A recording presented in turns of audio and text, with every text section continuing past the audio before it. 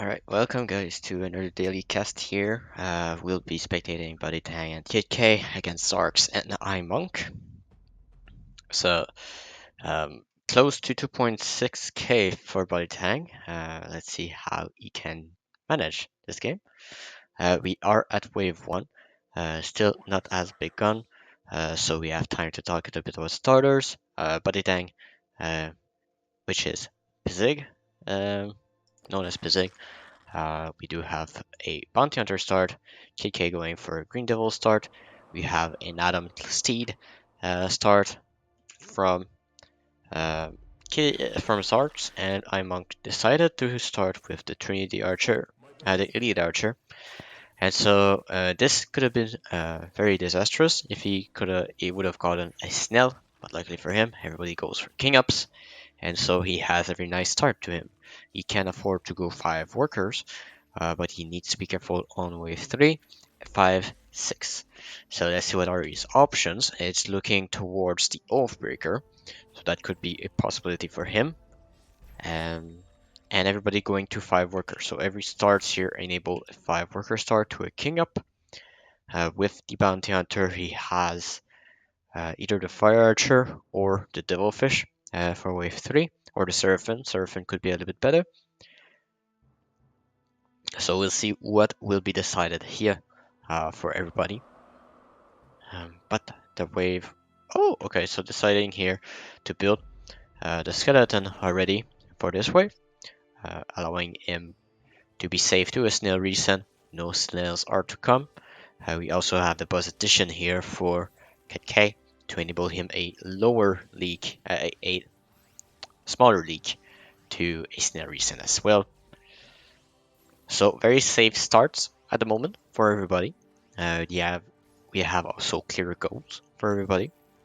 But 6 worker from Kidk looking to take an upper hand here, showing the boss, enabling him to go for a consort and be safe on wave 4, especially if you get 2 of them.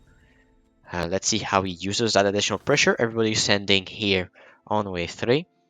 Kidk will need to add here. He does receive 8 Dragon Turtle and 1 Green Devil with a boss leaks to this kind of send. Decide to go for double boss here. Would have been better to go for another gargoyle, but going for mass bosses could still be alright, depending on the targeting. So let's see, he has the Seraphim shown.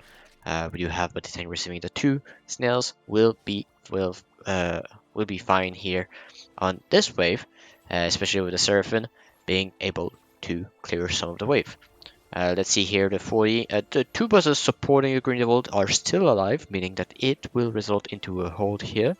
The 2 steeds will also be enough for Zarcs to hold, and this build is normally very weak on wave 4, but it looks like that he will be safe here, receiving a 40. Also the 40 here onto iMunk, onto the Trinity Archer is not enough to leak him, and so everybody is fine. And Zarcs even taking a step further, the greed of Kidk, and going to 7 workers himself, try to exert some pressure.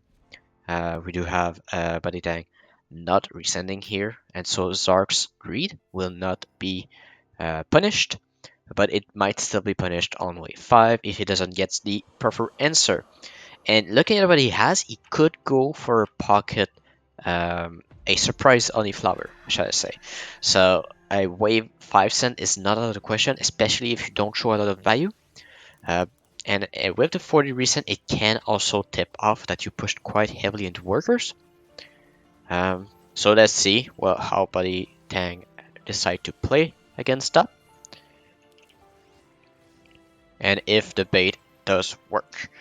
We do have a recent here from Kidk onto iMunk. On one of the strongest wave of the Trinity Archer, does push to 7 workers. Zarcs leaking to no send might also incite a send here.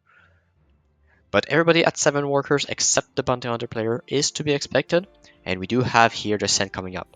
And so there we will see if it is indeed the Yoni Flower coming up, and if it is a very nice bait play by Kidk to force someone to send on one of your strongest wave with the unit addition that you have here. Out of nowhere, an Oni Flower does have a split, but this dies pretty much instantly, and so it will turn back onto the Honeyflower as well. So we'll see how this turns out, but it is very promising for him to be able to hold. Of course, the Honeyflower is not the best unit for wave 5, but it can still do pretty good. The damage split here, 2 on the Atom, 3 on the Steed here, and every unit is affected by the Honeyflower. One of the Dragon Juggle is targeting the Honeyflower, does prevent him from doing pretty good. But the Atom not surviving. He needed that to happen.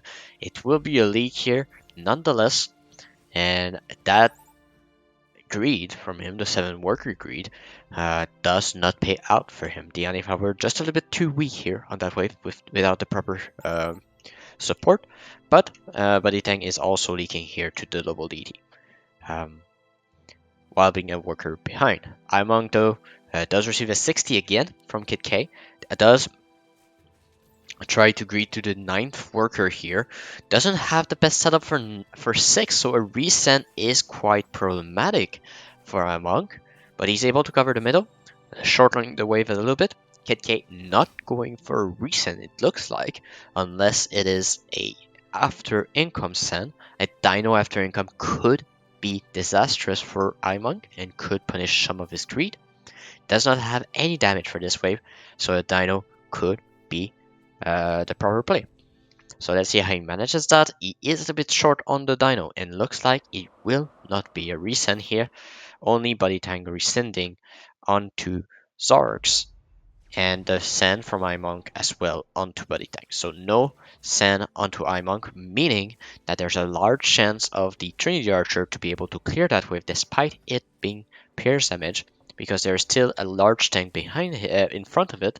But 2 Roko onto the Trinity Archer is not what you want.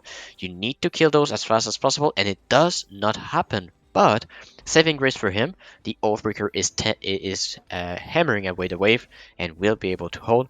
The resend onto BuddyTang does not work because he went for the Orchid here, reading the play.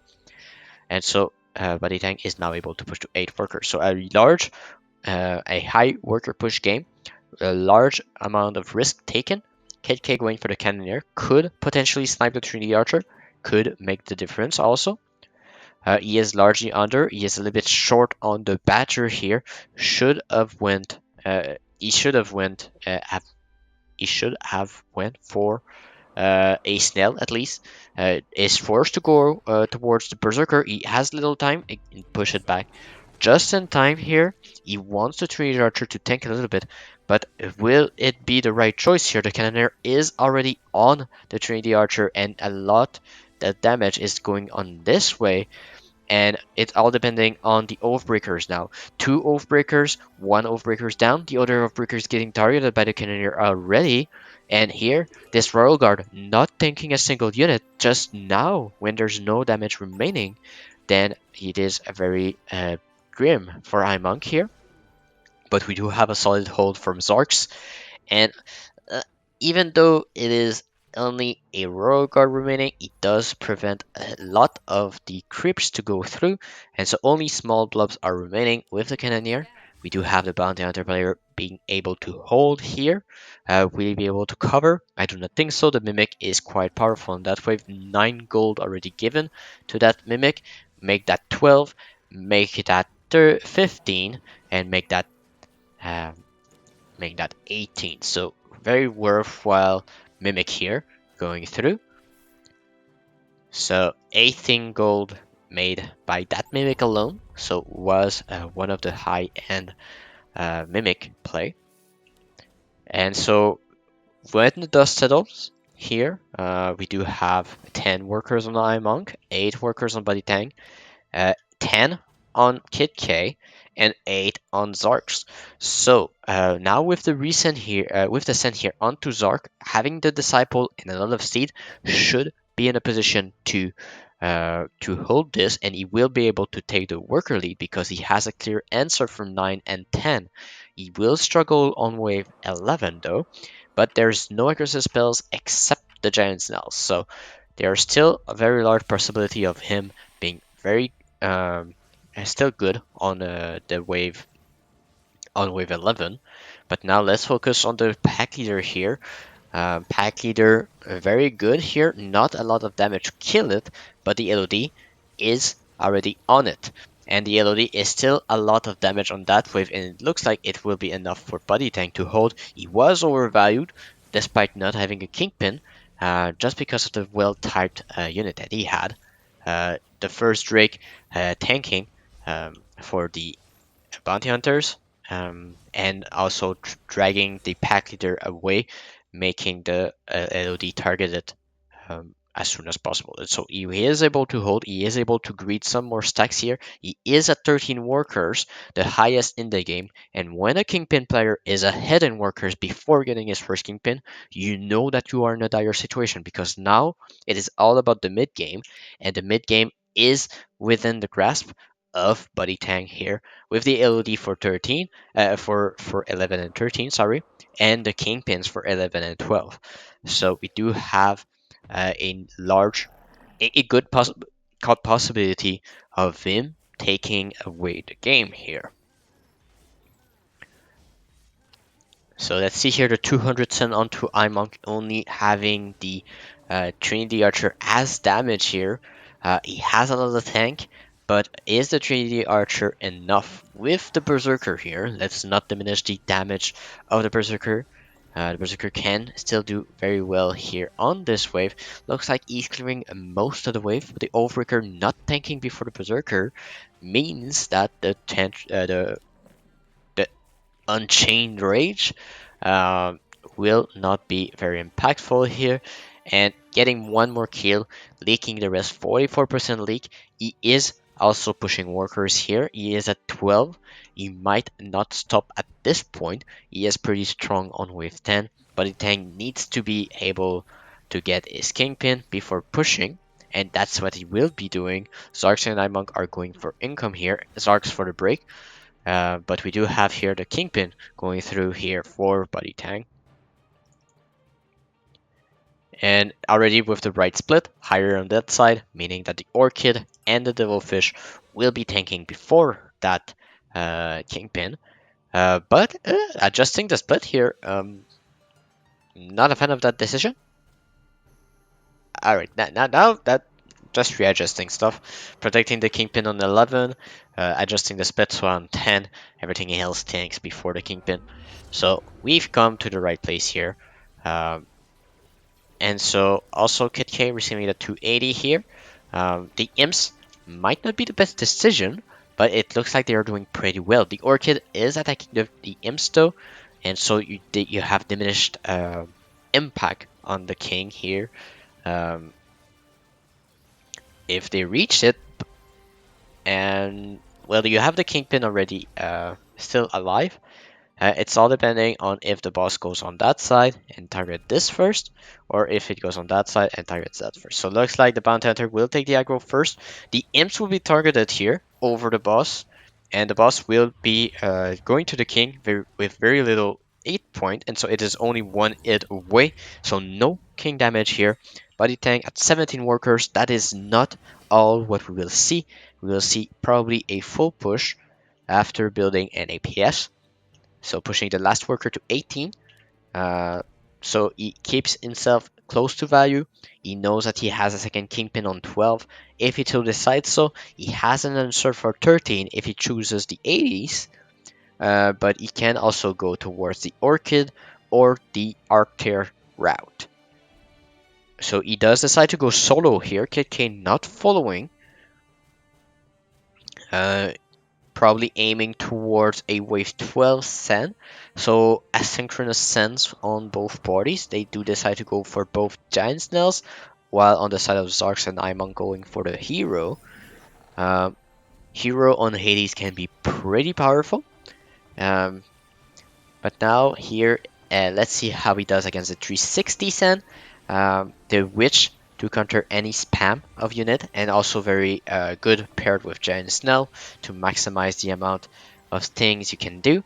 And looks like the situation is pretty grim for Zarcs, and he will be leaking not by a little margin. It is 100% leak here, but it will be potentially covered in the middle here for iMunk, but a definite lead going on the side of BuddyTang and Kidk. Kidk going indeed for wave 12 here. Let's see if he has as much of an impact as BuddyTang had on this Sen. And looking at the damage and who's going through, it looks like it will be a little bit of king damage going through in the end due to the send of BuddyTang. BuddyTang also going for a resend here, trying to catch Zarc sleeping here. But it looks like that Zarc is not pushing that much, and I do think that he will stay reasonable and try to invest into a death cap potentially. But he does not have enough here. He only has 200 gold to spend. He does decide to not push more and go for the Pegasus. He is still very, very far under, 230 under. iMunk is not looking the best here either. He does have the bunk here paired with the LOD. But will this be enough? Looks like he will equal out the split here. He has 80 gold left. Yes, he is equaling out the split, but he is still missing some gold, doing some spam here. Let's see how the pack and snails are doing against this type of build. The snails are pretty much a treat here, yes, to the LOD, giving him a lot of mana if it does kill the snails, and that's always the tricky part. Looks like the bunk will die here, but looks like it did a pretty decent job of holding on everything, but it looks like it will not be enough to hold. And looking at Zarc's lane, it is looking like a leak again here from him, not recovering from the previous send on wave 11. And this is indeed a leak here from iMunk. Not a small one, 86%, and now it resulted into king damage. There's a pack still alive, and it will probably be close to game here. Or if it is not game, the spell is immolation. Without any upgrades, it does pretty low amount of damage. But let's see how the king attacks are pairing it right now. There are 12 units remaining. The pack leader is down, and so they will indeed be able to survive here, but just barely. Or will they? 5%, 3%, 1%? They're dying just to the last tick of immolation. Not enough here. Just barely getting through here to the last bit of health. And so we have BuddyTang and Kidk going for the win here. And so this shows a little bit of the power of the Kingpin here. If the early game is even, then the mid game is within all their control here. Um, with the aggressive spells as well, making use of the high push you had, you are in a position to put and make those plays happen. The problem with the build of Zarc is that he had little tanks, and that was recognized. And when you have a high range wave, such as wave 11, you are always in trouble if you do not have that front line to protect your damage. And since the damage is highly reliant on your steeds here, then you will always fall a little bit behind here in terms of damage, because as soon as one steed dies, then their damage output reduces by a large margin. And the reason here not being held, despite having the flowers and the antler as a front line, just shows to you how important it is to have a front line before investing to a complete Star Cutter circle, just because of those mid-game plays due to the Kingpin here. But the early game was perfectly played here by BuddyTang, staying a bit lower on workers, accepting he is a little bit on the slower pace, but once you receive the sense here, still commit on the Orchid here was crucial to at least have some kind of damage, and not only relying on the bounty hunters and Serverfin, was just a perfect addition here to be able to hold the recent and push ahead in workers, and still while receiving 100 cents only pushing one, because he knows that on wave 8 he has nothing currently, and so having the LOD was crucial here on wave 8, and take the worker lead, because now you have the front line in the bounty hunter, you have the damage in the orchid and the LOD, and you receive a big cent already. So you only need to get your kingpin afterwards. And so with all we said previously, you already have everything prepared. You go for the high worker push, you go for your kingpin on wave 10, you hold it, and you're able to snowball into the mid game. And it's all about that mid game when you're a kingpin player, you want to utilize as much as of that power as possible, and that was perfectly used. So on that, I'm gonna say thank you for watching. Hope you liked it, and also see you next time.